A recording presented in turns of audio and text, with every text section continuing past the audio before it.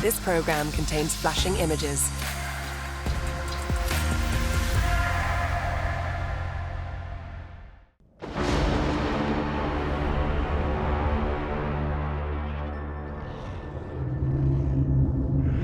Fear takes on many forms,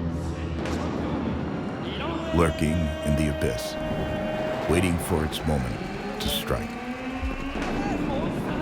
Today, a physical embodiment of fear possesses unknown power. And this ring is the lair, a place where its true form comes to life. He's the most efficient hunting machine in all of boxing. In the ring, he does what monsters do, wreak physical havoc on someone else. He destroys his opposition. He demolishes them. The power is frightening. The way he sets up his opponent to be finished, there's something nasty that lurks inside that mind. The monster has power. Strength, skill, utter domination. But only one word truly sums it up. This man grew up to be the monster.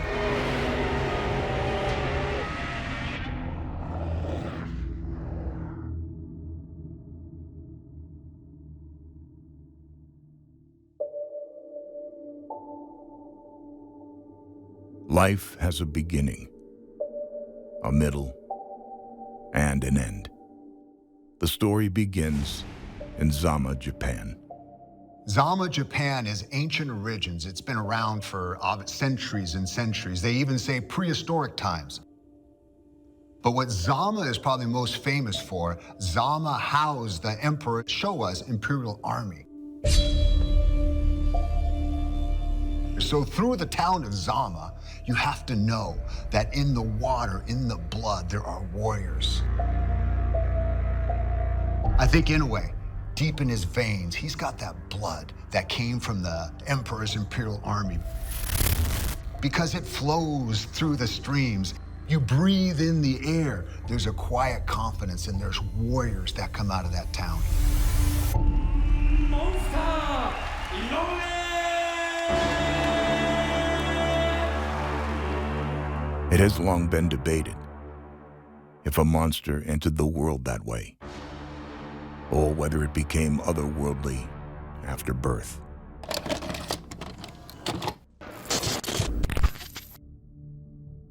Inoue was born into boxing because his father, Shingo, was a boxer. He's the son of a fighter. So that means it's in his disposition, it's in his earliest training, it's the way that he looks at himself. That father-son relationship is always something that can be very tricky, very uplifting, very toxic. But it works with them. In Japanese culture, you honor your parents. It's probably far less likely for Inoue to separate from his father than, say, an American fighter or a fighter from another culture. He has been pushed to the brink by his father, and because of that, you have seen this incredible attention to detail, and he's brought out the best in his son.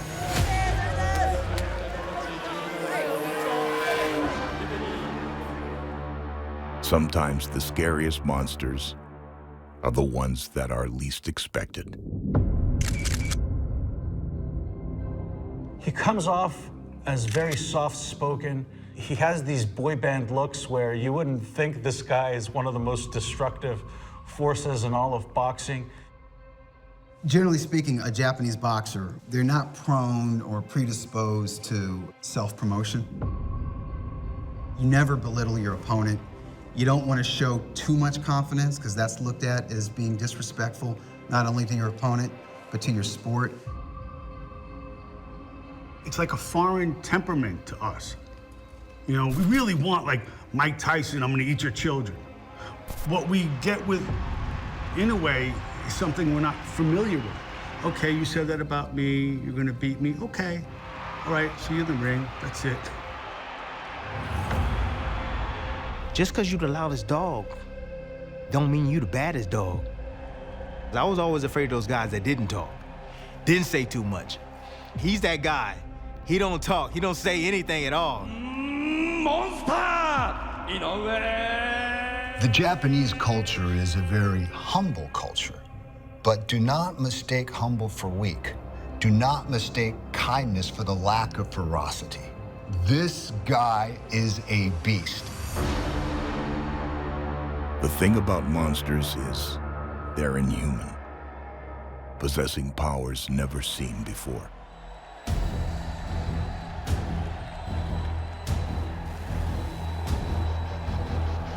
Power is a gift.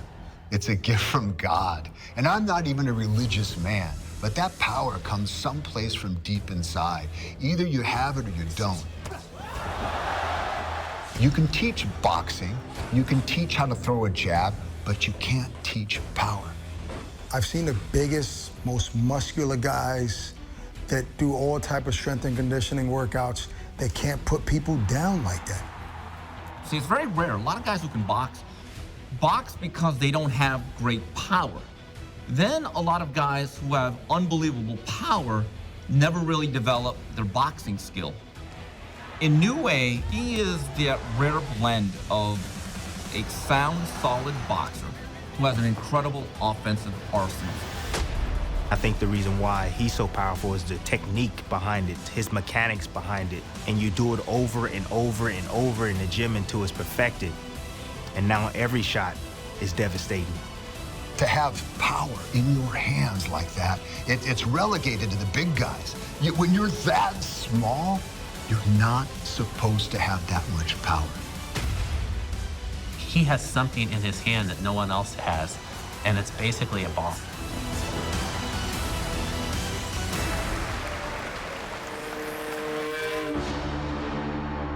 All monsters possess power, but it's what they do with that power that makes them legendary. Inoue is definitely the real deal, and he's been the real deal from the start of his professional career. The monster began his professional career with 3 straight knockouts, beginning with Filipino national champion Krizan Omayeo, and following his debut with a first-round knockout of Thai national Naoya Chiwatana. Next up, Japan's #1 ranked light flyweight, Yuki Sano. Naoya Inoue finished him in the 10th. Within 1 year of turning pro, Inoue won the Japanese light flyweight title against future unified lightweight champion Ryoichi Taguchi. And less than 4 months later, he fought for the vacant OPBF light flyweight title against Gerson Mencio, winning it with a 5th-round TKO. It really doesn't matter who he's fighting. This is the closest thing you have in boxing to a pure predator. His first major world title bout would come in April of 2014 against Adrian Hernandez, who held the WBC light flyweight title. The monster dominated from start to finish, TKOing Hernandez in the 6th round to win the title. After winning the WBC light flyweight belt against Adrian Hernandez, the monster began his reign of terror,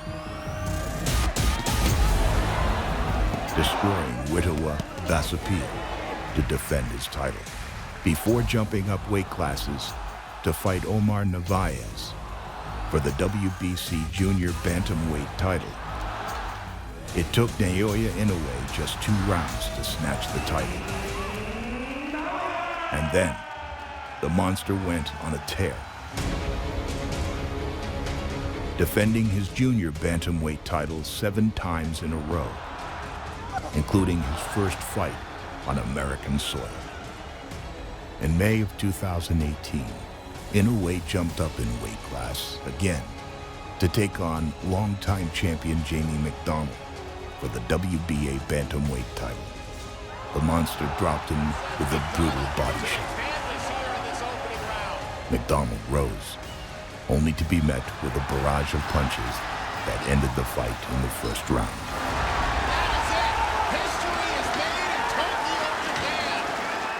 I think the McDonald fight, first round knockout, was probably his first oh snap moment. Up next, the World Boxing Super Series. When I realized he was real was probably when he fought Juan Carlos Pacquiao. The guy had never been stopped before. The way he stretched him with that right hand early is when I became a real believer.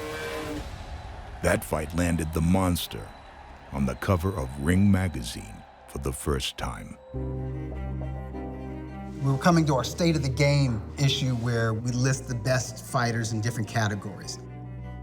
When he stepped up to a third weight class and wins back-to-back bouts by first round knockout, KO of the year, and he had entered in this World Boxing Super Series.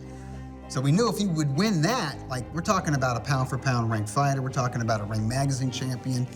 We decided to pull the trigger and put him on the cover. And it was then that we realized, oh, this is the first Japanese fighter to be solo on the cover of Ring magazine. So we made history, and that was a big deal. Next up, a semi-final fight in the World Boxing Series against Emmanuel Rodriguez.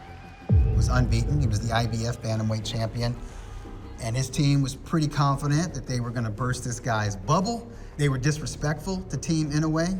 Rodriguez's trainer shoved Inoue's father during a media workout.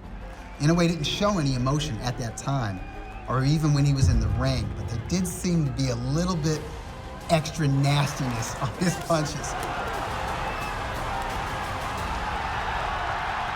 He demolished Rodriguez, took him out in 2 rounds.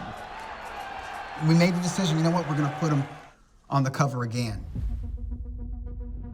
The fact that Naoya Inoue was on the cover of Ring magazine twice is very meaningful. Being on the cover of Ring magazine means that you've achieved a certain level of recognition in the sport. But I think that he's good enough to be on the cover of general interest magazines. This was called creating a monster because he destroys his opposition. He demolishes them. Boxing elite knew his power. All that remained was one war for the world to take notice. When guys get in the ring with Inoue, they're a bit nervous. The only fighter that entered the ring with some real confidence was Nonito Donaire. Many people believe this would be an early knockout or something that would be kind of a gold watch occasion for Donaire. You show up, you get beat, you get the gold watch. That's your retirement ceremony. But there is that old adage that all great fighters have that one last great performance in them. And Donaire showed his Hall of Fame credentials on that particular night. It is billed as the monster versus the legend. That is exactly what it is. An 8-time 4-division champion on your screen. There was that check left hook from Donaire. Donaire is a 4-division world champion, knows how to box, and he definitely, had Inoue reeling at times. The warning signs for him that if he does overcommit, he will be. It was clear from the onset that he was doing damage. There was blood coming from the nose of Inoue, from the mouth of Inoue. Through them so far. Catches Inoue on the chin, short left hook. He's cut Inoue with that left hook. When Inoue got hit hard in the second round, what people don't know is that from that point on, for the rest of the fight, Inoue was seeing double. And that's the one that cut it, opened immediately. He saw 2 Donaires for the rest of the night. Oh, stiff right hand there from Donaire. He fractured an orbital bone. Oh! He broke his nose. Wow! And he really was in some deep waters in that fight. Just sensing a moment here in round number 9. And he has dragged Naoya Inoue into the deepest waters of his career here. I don't think quitting or letting himself be pulled out of that fight ever came to the mind of Inoue. Into round number 10, and it's neck and neck. Something awakened within him, and he fought back. But Inoue knows he has to start strongly here. to still be graceful and technical and to even outbox him at times, and your orbital bone is broken. This is the home crowd now really get behind him. It's a lovely left to the body. Lovely shot. Oh, I'm done. Lovely left to the body, Chris. And Donaire was lucky. It was a long count. He actually reached a 10, but Donaire popped up. God, I don't know how he did it. He got up, and he continued the fight. And you're like, oh, crap, this ain't over. Remarkable, remarkable round. And the 12th round was just exhilarating. This is ebb and flow from start to finish. Amazing, and hats off to both guys. Fantastic stuff. Well, they go toe-to-toe to the final bell. Smiles all round. He broke through barriers with that fight because you fought through a broken orbital bone and you were seeing double after round 2, and you kept on and you kept at it and you won. All the hats off, bro. Hats off to you. After he beat Nonito Donaire, he found out that Donaire had promised his kids that he would come home with that Muhammad Ali trophy, but he lost. But once Inoue found out, he took the trophy and gave it to Donaire, and Donaire was able to bring it home to his kids. And he did that out of love and brotherhood. Stuff like that shows the character of a fighter, and I think that's special. When people find out stories like that, they become interested, no matter whether they like boxing or not. And the real superstars are class acts. When you look at Ali, Manny Pacquiao, Canelo, of course, Inoue, he's in that group. And I do believe within a year and a half, maybe 2 years, he becomes a crossover superstar. Not only Japan, Asia, but worldwide. The Monster's second fight in the U.S. accelerated that rise. Here with you, the MGM bubble, as Inoue is ready to take on Jason Maloney. I think people were looking forward to the Maloney fight because Inoue had been out of the ring for a long time, and he had to heal from those injuries that he sustained in the Donaire fight. There were those questions. There were questions on whether Inoue would have doubts or if there would be pressure on him returning to America during the pandemic. I know Jason Maloney. I know how good he is. I know how tough he is. And I know how determined he was for this particular fight. He was so confident. He had trained well. Everything for this particular moment had gone his way. He got the fight he wanted. Guess what? Didn't matter at all.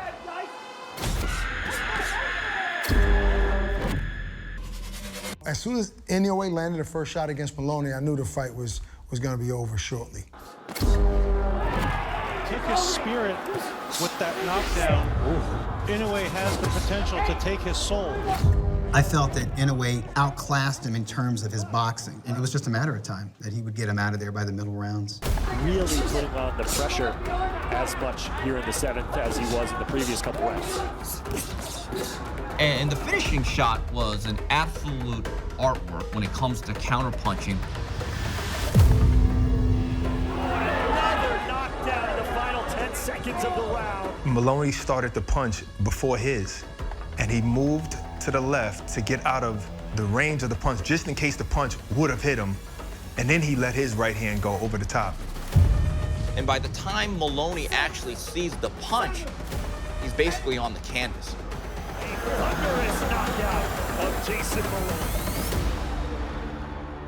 With the Monster now on American soil, he seeks to leave his mark, like another fighter from across the Pacific. When you talk about Manny Pacquiao, right? It's a long road to catch up to that guy's career, right? To his accolades. I mean, he's the most decorated fighter in history in terms of weight classes and titles. But that explosive, exciting type of style, Inoue possesses that. I haven't seen that speed and that power since Manny Pacquiao. Remember the first time I fought Manny Pacquiao, and when punches were flying past me, I can literally hear them. So I'm pretty sure it's the same with Inoue. And that is it. History is made in Tokyo, Japan. They're both 5'5", both same reach, 67 inches. Both have very fast feet, move in and out very quickly, and they're both Asian. But Manny Pacquiao was like a piece of clay thrown at Freddie Roach, and Freddie Roach molded it. Inoue is straight out the gate, a fine-tuned, well-oiled machine. Inoue is he's more technical, I believe, than Manny Pacquiao. He's more precise, more accurate with his punches, nothing wasted. Inoue throws just the right amount of punches at the right time, all the time, which is extraordinary in the sport. He's an anomaly. He's special.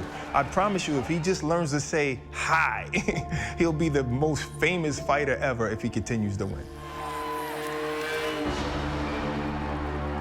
While much of the story about the monster has already been written, the greatest chapters lie ahead. Das Marinas is your typically tough, rugged Filipino fighter. For Inoue, this is another way to reintroduce himself and reset himself to the American audiences. You're going to get mayhem. You're going to get one man imposing his will on the other. And it's entirely possible, if not almost probable, that you're going to get an oh moment from Inoue. He almost needs that conclusive finish because you have to live up to that when your nickname is the Monster. Paving through an entire path and pulverizing opponents, he's really made a name for himself strictly because of he is a knockout monster.